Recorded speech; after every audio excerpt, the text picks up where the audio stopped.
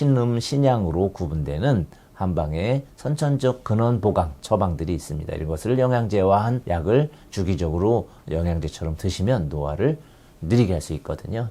그런 이제 영양제 투여와 또 주기적인 관리성 치료 이렇게 하시면서 노화가 빨리 진행되지 않게 도와드리고 계십니다.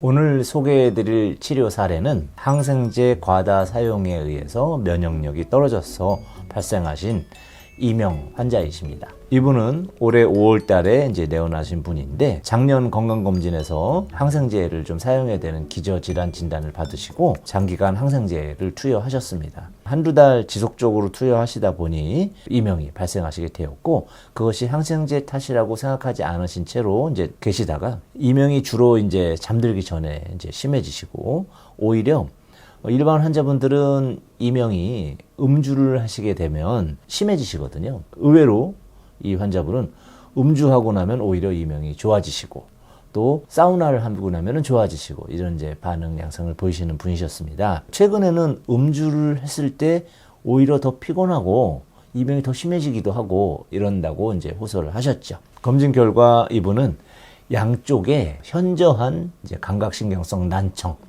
고주파가 떨어져 있는 이제 노인성 난청 양상을 보이셨습니다. 본인도 점점 귀가 덜 들리는 것 같고 TV 볼륨을 올리는 것 같고 사람들과 얘기할 때 이렇게 자꾸 귀를 안 들려서 집중하게 되는 이런 노인성 난청 양상을 호소하셨던 분이십니다.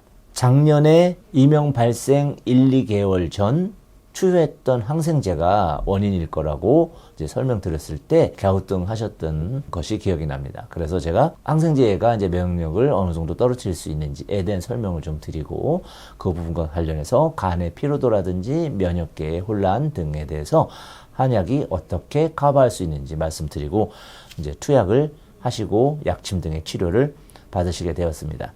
실제로 이분은 간의 피로라든지 면역력의 저하뿐만이 아니고 스트레스에도 영향을 많이 받으시는 분이셨습니다.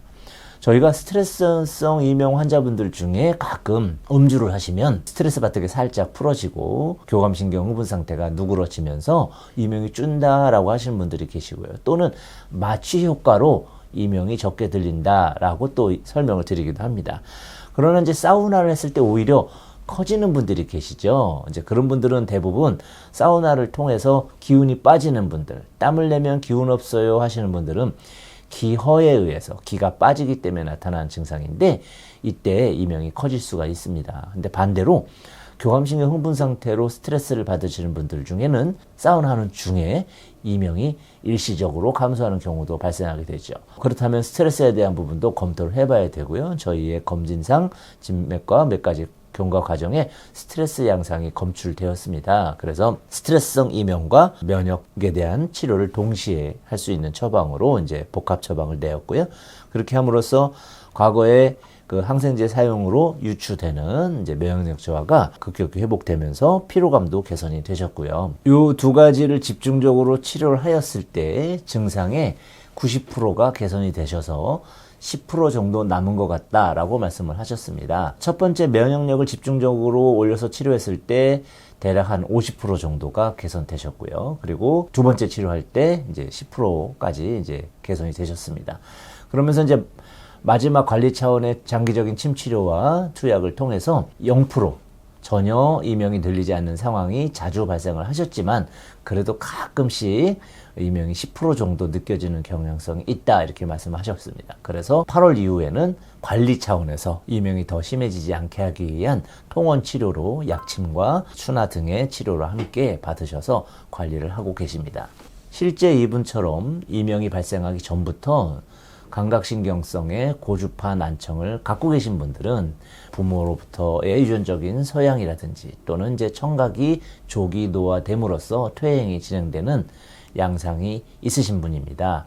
이런 분들은 좀 쉽게 말하면 또래 친구분들보다 노화가 빨리 온다. 노안이 빨리 오듯이 노인성 난청도 그 속도가 유전적 차이에 의해서 다 조금씩 다르게 됩니다만 이런 분들은 본인이 몸 관리를 잘 하셨음에도 불구하고 노화의 촉진에 의해서 난청이 심해질 수가 있겠죠. 그래서 6개월에 한 번씩 검진을 하시게 되는 거고요. 또한 영양제처럼 노화의 촉진을 유발할 수 있는 원인들을 막아내려면 한방에선 신기가 허하다라고 표현을 하는, 이것이 우리가 소변 보는 신장에 대한 부분을 말하는 것이 아닌 신계라고 해서 신음, 신양으로 구분되는 한방에 선천적 근원 보강 처방들이 있습니다. 이것을 영양제화한 약을 주기적으로 영양제처럼 드시면 노화를 느리게 할 수 있거든요.